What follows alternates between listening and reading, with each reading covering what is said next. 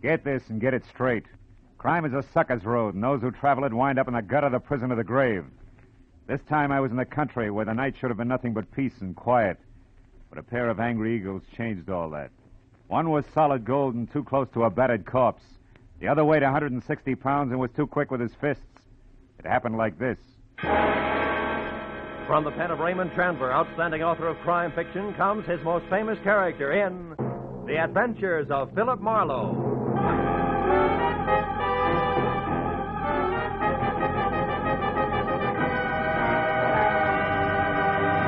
Now, with Gerald Moore, starred as Philip Marlowe, we bring you tonight's exciting story, The Angry Eagle.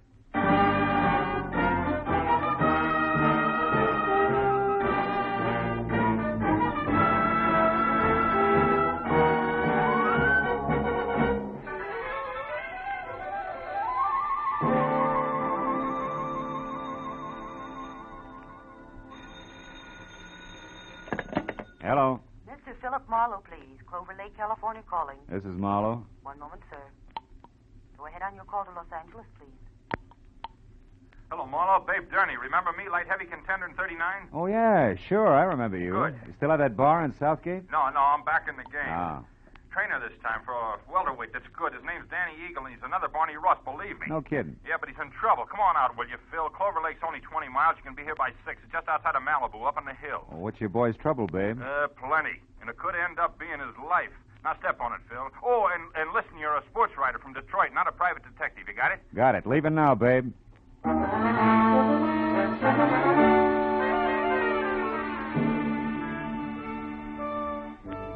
It was an hour's drive to Malibu Beach in a film colony where the convertibles outnumbered the hard tops 5-1.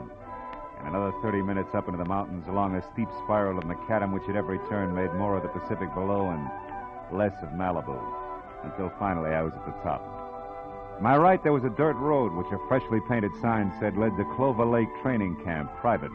Raleigh Lance, owner. I drove on into what turned out to be a converted summer hotel marked office.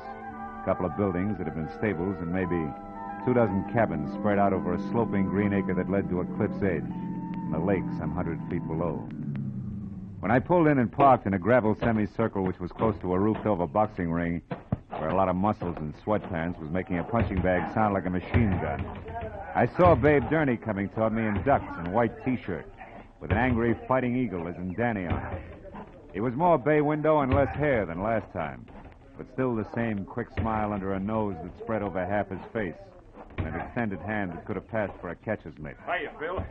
Glad you didn't take any longer. Things are worse. Oh? Danny got canned an hour ago, and he's burning up. Told Lance and his wife where they both could go, and I think he's going to personally see to it that they get there. Now, wait a minute. Who's this Lance? Oh, Raleigh Lance. He runs this place, Marlowe. Yeah. Strictly the big-time, big-shot manager. See that the fights has to be A1, his license plate the lowest number he can get. Yeah, half-pint in French cuffs and build-up heels. He's got 10 fighters here. Danny's one. And the wife? Oh, yeah. Myra. A lot of curves, a lot of war paint, and never enough clothes on. Know what you mean. Yeah, well, also not much to keep her busy, and Lance hasn't got time to run around down in Malibu. Which means sheep's eyes at the boys, huh? Yeah, Danny Eagle included. Not that the kid ever did anything about it, mind you. Figured she was just being friendly. Come on, let's move on down by the lake like I was just showing you around. Hey, Jersey. Yeah? You can quit now. Do a mile in the shower. Okay, Pete. See you later.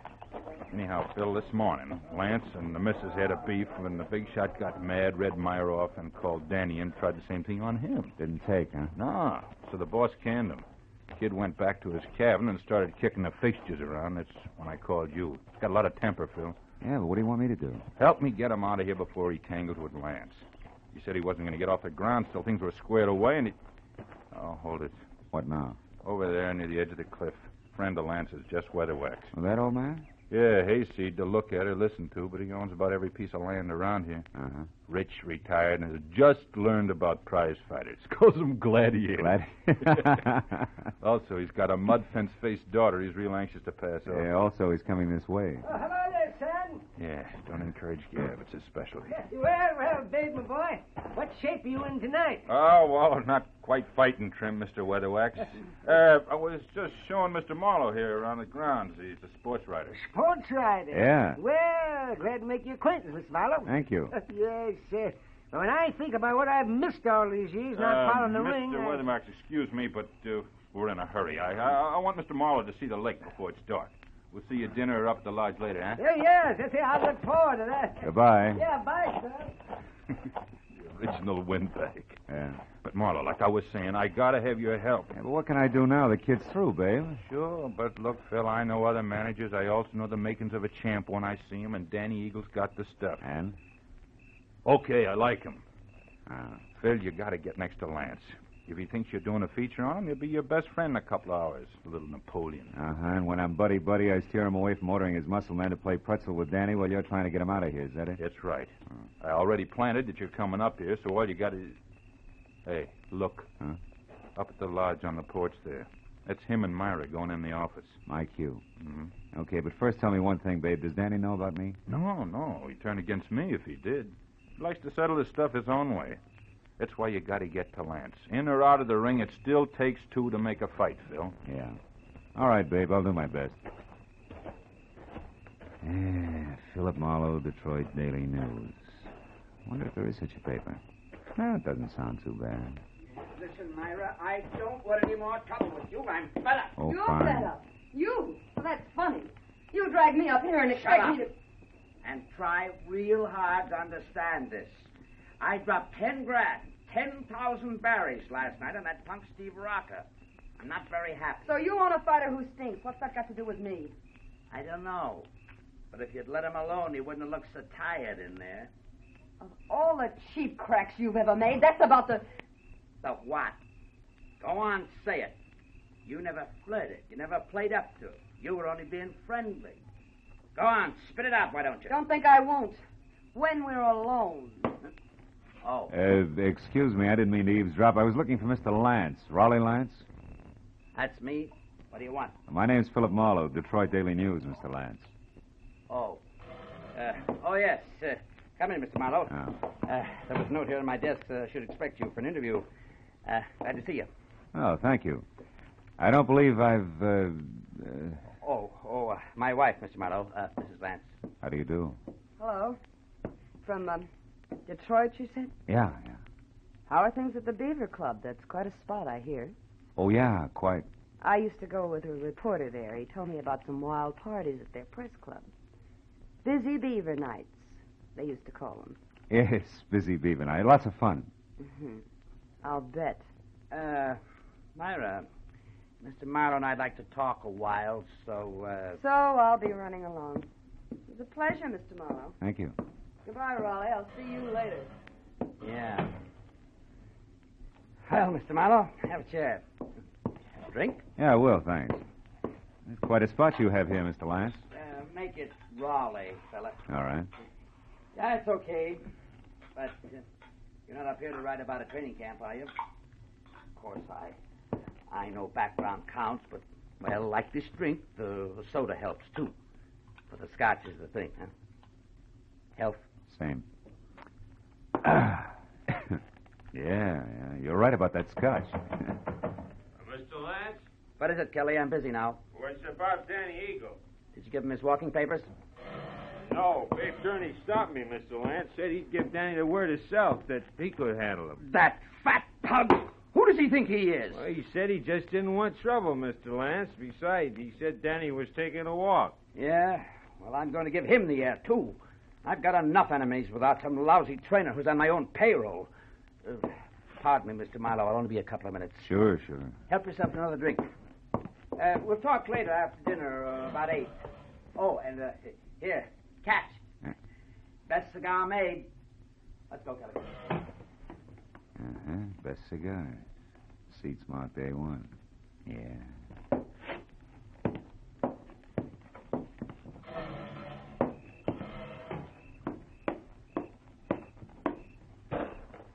Hey, Huh? don't go away mad. My hubby always runs out on people, even private detectives. Slips, huh? Busy Beaver Night, indeed. I made it up. I never even heard of Detroit. Why'd you bait the trap? Oh, Lance, the jealous jerk, has threatened to hire a detective a half a dozen times. Oh. After all this fuss over Danny Eagle, you were about due. Well, Shall we walk? It's a nice night. Let's leave it that way, huh? What do you mean? Isn't Danny enough for one day? Listen, mister, you're starting off with 2 left feet. I was friendly with Danny Eagle, period. And Steve Rocker? The same. Only Steve was a little dull. A mind dedicated to comic books. All fighter. Not according to his last bout. Yeah. Rocco moved like he was drugged and collapsed in the third, so it's my fault. Oh, the big shot is quite a loser. And don't bother with your next question. I can feel it coming. Why have I stuck? Yeah, well, it belongs here someplace. Well, I've stuck because... Well, because I thought that each battle was going to be our last. That sooner or later he'd have time for me. He's a busy guy, Myra. So was King Solomon, but he always had room for his wives. True. I thought this place was going to be our answer. Just the 2 of us, plus the peace and quiet of the country, with Malibu on hand for a change of pace. So what happens? Still busy, huh? Yeah. So busy that he spends 8 hours a day with Jess Weatherwax, a guy he never heard of until he started this camp, but a guy who thrills to hear the lives and loves of Raleigh Lance. And that leaves me with his daughter, Clementine, if I don't talk to the fighters. Clementine, whose shoes are number 9, with an IQ to match. Good night. Wait a minute, Myra. Where you going? Going as far as my cabin and an old-fashioned cry. Or maybe just an old-fashioned. I don't know which. Good night.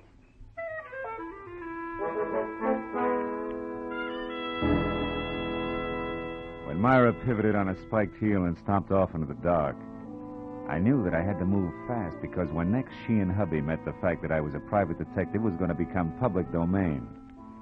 And from there on out, I'd be of little use to Babe Durney, and if Lance's muscle playmates caught up to me, of no use to anybody. I located Danny Eagle's cabin among half a dozen others, peeking out of a thick grove of pepper trees, showing light from a half-open door.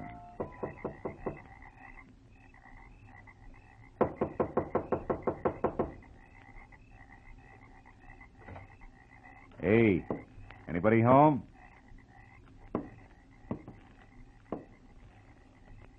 Inside, there was a closed valise on the edge of the only bed. And on the dresser, some money, a package of lemon lifesavers, and a tie clasp. A gold one with a gold angry eagle on it that said Danny was still around. Then he got to talk for himself. I think you're in the wrong cabin, mister. I haven't vacated yet. Well, don't you think it'd be easy all the way around if you did, Danny? Right now, I'm not looking for the easy way, mister. I've been walking and thinking about that. That and a pair of people I don't like. A pair I want to square myself with. Mr. and Mrs. Raleigh Lance. Oh!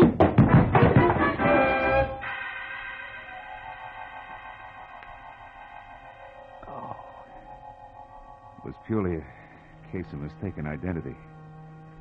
But it served as a reminder that it still took 2 to make a fight. And that the only chance I had left was to get next to Raleigh Lance and keep him away from Danny Eagle. I spent a half hour going from the lodge to Lance's empty cabin to the dining room and every other place where I thought he might be.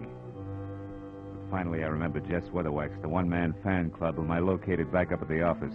Oh, hello there, son. He was peeling off his coat and getting ready for canasta with something uncombed and built like a length of pipe. Who had to be daughter Clementine. What can I do for you, son? Mr. Weatherwax, have you seen Lance? Why, no, Mr. Marlowe. We just came in. You deal, dearest. Is it important? Very. Daddy. Oh, excuse me, child. Mr. Marlowe, my daughter, Clementine. How do you do? Very fine, thank you. Mr. Marlowe, Daddy told... Hey, Marlowe, is that you in there? Oh, it's Babe Durney. Yeah, excuse me.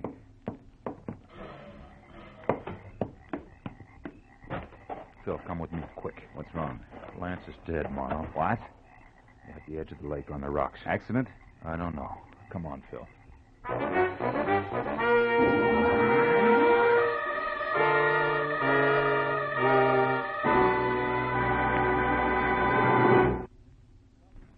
In just a moment, the second act of Philip Marlowe. But first, the confusion created by Gracie Allen has never been more clearly, more hilariously defined than it will be this Wednesday night when a writer for a national magazine comes to interview her.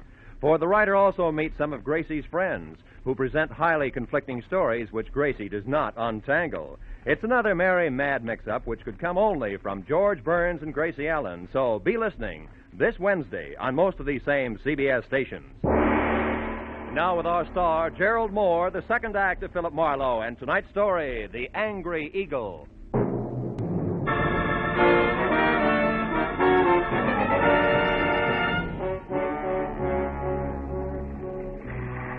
Sharp lakeshore stones, like countless fighters' fists, had hammered all the life out of Raleigh Lance. And as we stared down at him, the circle of light from the electric lantern, Babe Durney's hand began to dance over the corpse. I took the lantern, turned him away from the twisted body at his feet, and sent him back up the path to camp. Find a phone and quietly call the police. After that, I took another quick look at all that was left of the little big shot. I went up the path myself and got as far as the jagged hole in the rail where Lance had gone through. I had just enough time to see a few things before I was met by Myra. Just like she'd been before, except for a handful of nervous fingers that just couldn't leave her neckline alone. I saw Babe. He told me about Raleigh. Is it true? Yeah, it's true, all right. Your husband's dead. Babe just left, so you must have been on your way here when you ran into him. How come? I had a date to meet my husband. For a chat. Why here? He didn't strike me as being the romantic type. He wasn't. Neither was he the type to talk where he could be overheard. Especially when he was cornered. What do you mean? I put Raleigh's back against the wall tonight. I finally got hold of a way to make that inflated ego turn loose, his favorite trinket. Meaning you? Yes. Marlowe, about an hour ago, I found out that Raleigh was crooked. Fixed fights? Yeah. When I left you, I went to our cabin for a drink. But the liquor was all gone. Lance kept spare bottles in the back of his closet, so I went to look. Found what? A briefcase. It wasn't Raleigh's, so I opened it. There was $35,000 in it. And a note congratulating him on his coaching of Steve Rocker. Rocker was drugged in that last fight, Marlowe. Raleigh sold him out, and I can prove it. Oh. That's what you two were going to hash out over here, huh? The price of your silence, which was divorce. And no strings. He told me he wanted to think, then he was going to give me his answer, but now... It's all unnecessary. You're so right. Myra, come here. I want to show you something. See? Here on the ground. What do you... No, I don't see anything. Somebody put up quite an argument right here before Lance went through the railing. Oh, yeah. Yes. And here's something else. What's that, Marlowe? It's a gold tie clasp, baby, with an eagle on it. Danny? Yeah, Danny Eagle. This changes things plenty, huh? Danny? I can't believe Danny would murder Raleigh. Well, you better start believing it and get back to your cabin and stay there with the doors and windows locked. You think he might go for me You next? were half the beef. Now that he's gone this far, chances are good he's got something nice thought up for you, too. Unless I'm making the king-size mistake and you and Danny turn out to be a team. Are you crazy? It could figure both ways, baby. So I'll keep it in mind until I get something more to do with it. Meanwhile, like I said, take care of yourself. I dropped the tie clasp into my pocket and then started looking for its owner, who could be number one candidate for a noose. I decided to try Danny's cabin first, but when I got there, it was dark, with everything just as I'd left it. Until I'd turned to go. Someone was framed in the doorway. It was the gentleman farmer, a novice fight fan, Jess Weatherwax. You looking for something special, are you, Mr. Marlowe? Yeah, as a matter of fact, I am. I figured you would be, what with being a reporter, because I know there's been some kind of a ruckus here tonight. How did you know there was trouble here? Well, I happened to be passing by a certain phone a few minutes ago, and I heard that trainer, Babe Durney, calling the police. Oh. Okay, as long as you know that much, you may as well know the rest. Somebody shoved the boss of this place out through a railing into 100 feet of thin air. He's dead. Well, Lance murdered? By one of his own men? Oh, no, I don't believe it. He's a good manager. His boys loved him, every one of them. You should be so loved, especially by a guy like Danny. Danny Eagle? None other. And that's only half of it. Your good manager, Mr. Lance, was a fight fixer. One who'd even drug his own stable to be sure to lose. He was as crooked as a hyena's back leg. He prearranged boxing fights? That's putting it mildly. His own wife, Myra, pinned that on him just tonight. She didn't go into detail. She didn't have to. She had enough proof to make it stick because she was getting a divorce on the strength of it. Oh, I find it mighty hard to believe all this, Mr. Marlowe. There's something else. I'm not a reporter. I'm a private detective. You're a private detective? Yeah, called in by Babe Durney because he was worried. Now I am. Anyway, here's what I'm getting at. If you're really sincere about liking your violence according to Marquis of Queensberry rules, you can do me a big favor. What can I do? Keep an eye on Myra Lance for me. Yes. I left her in the cottage. Dan Eagle may be only half finished with what he started. I'll do my best. You can count on that, sir. Okay, I'm going up to the office at the lodge now and find out if anyone saw Danny leave the grounds. I'll see you.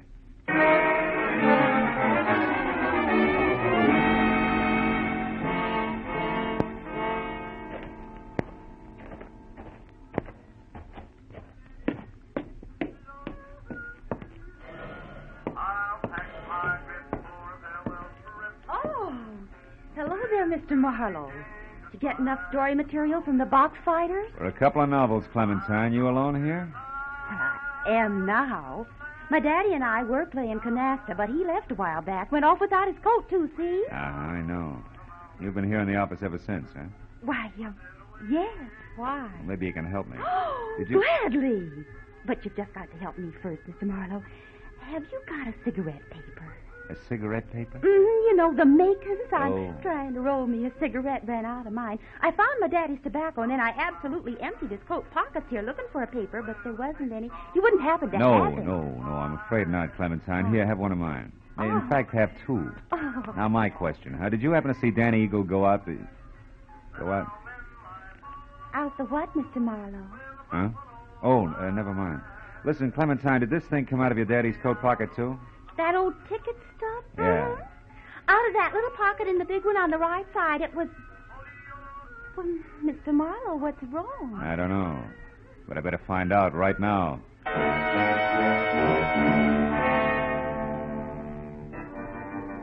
I ran out of the office and past the empty rope ring toward where the cabin stood, I was full of the conviction that Clover Lake training camp was due for a second corpse any minute. Only this time I knew that some fast adjectives I myself had tossed off and not a hot-headed fighter were playing cause and effect. As I made for the door of the Lance cabin, there was no help in the fact that my volunteer guard, Jess Weatherwax, was nowhere in sight. I called Myra's name twice and still got no answer. So I stepped back to go to work on the door with my shoulder when the lock turned from inside. What is it, Marlowe? What are you doing here? At the moment, Myra, baby, I'm counting lucky stars, the kind that kept you hale and hearty in spite of me and my big mouth. I'm afraid I don't know what you mean. I mean, I almost spilled all, including the clincher, which was where you could be located. All this, mind you, to the guy who no doubt was in it with Lance right up to his Adam's apple. The fact that you're still breathing means that he must have given up and beat it because as a topper I sent him here to guard you. Say, what's the matter? Aren't you even curious? Why, yes, sure, of course. So am I, Marlowe. Don't move. Oh, no. You have a talent for stupid audacity, young man. Myra's still breathing because up to the point where you knocked on this door, she still didn't realize my connection. But when you showed up, I couldn't take a chance. I was forced to bring this gun into things and wait behind the door. Now, obviously, you both know. And I was so relieved you still had strength enough to open the door, Myra. I stepped in chin first and was happy about it. Well, I was afraid to warn you. Well, it's your move, Weatherwax. What'll it be? I have no choice. What? You'll have a lot of bodies to crawl out from under, Buster. Well, it won't be too hard. Danny's already framed for Raleigh's murder. Framed by whom? By Raleigh Lance himself. Such a simple little plan. I worked it out as I worked out everything else around here. Just for the record, how was it supposed to go? Once Myra knew about Raleigh, she became dangerous to me. She had to be killed. So I told him how to set up the whole thing.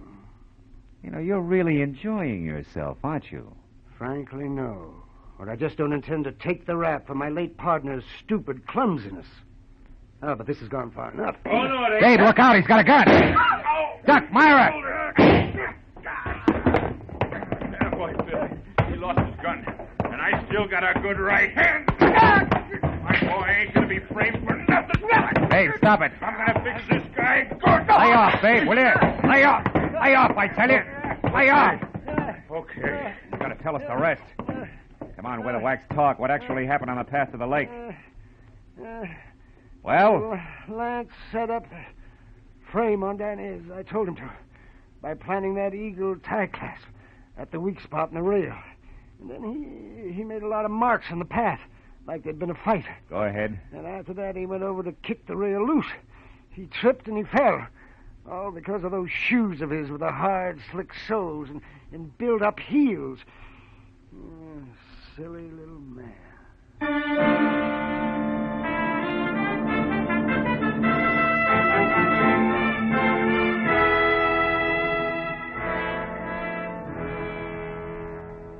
Well, it wasn't long until the boys from the sheriff's office arrived with a good doctor, a lot of open notebooks, and an endless supply of questions. But finally, all the pieces were fitted together. Very surprised Danny Eagle, who had done a lot of thinking, was back from a second long walk. And the whole thing had boiled down to me, alone at the bedside of a heavy-jawed trainer, who had a happy look on his ugly puss for the first time that night. My boy's going to be champ now, Marlowe, thanks to you. Oh, thanks to you, babe. We were almost down for the count when you showed up. Hey, how's the shoulder? That's nothing. Hey, look, tell me something. How'd you back old Weatherwax into that corner? Oh, well, I found a ticket stub from his coat pocket with the number A2 on it. Weatherwax claimed that he'd never seen a fight or met Lance until the camp opened up here. But that stub proved that just a month ago, he sat right beside Lance. Yeah, that's right. Yeah. Lance always had seat A1 at the arena. Check. In short, Weatherwax was a liar who dropped his guard. And in this racket, you do that just once and you're out. Yeah. Hey, see that the Eagle keeps his guard up, will you, babe? I'm going to be betting on him from now on. Don't give it another thought. Good night, Phil. And I didn't give it another thought. Neither did I think about an arrogant little guy whose phony heels and twisted mind had dumped him into his own trap. Or about a fat gambler who traded in perverted victories and rotten, hopeless defeats. Instead, I thought about the sun coming up over the hills. And a nice big platter with a ham omelet on it. And then a good, solid 8 hours sleep. Nothing else. You know, sometimes I think I have no soul.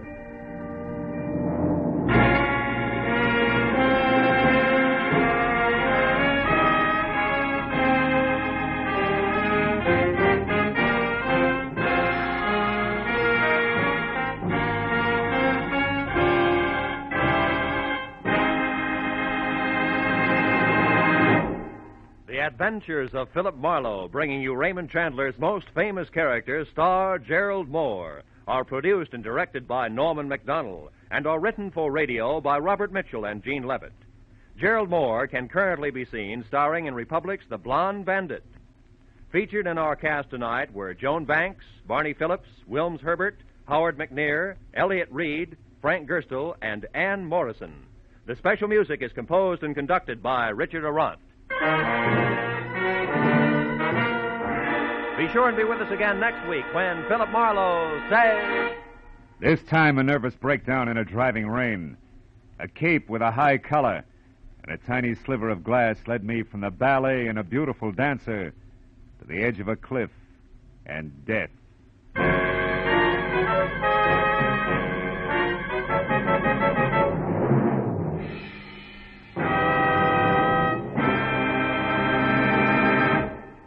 A few months ago, our newspapers and magazines were full of articles and pictures showing the progress we've made during the first half of the 20th century.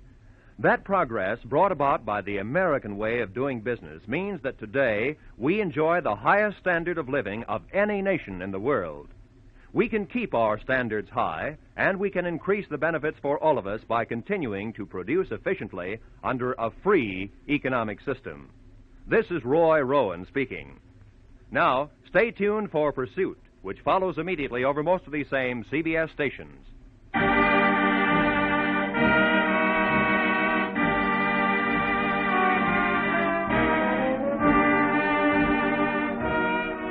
This is CBS, where Burns and Allen are heard every Wednesday night, the Columbia Broadcasting System.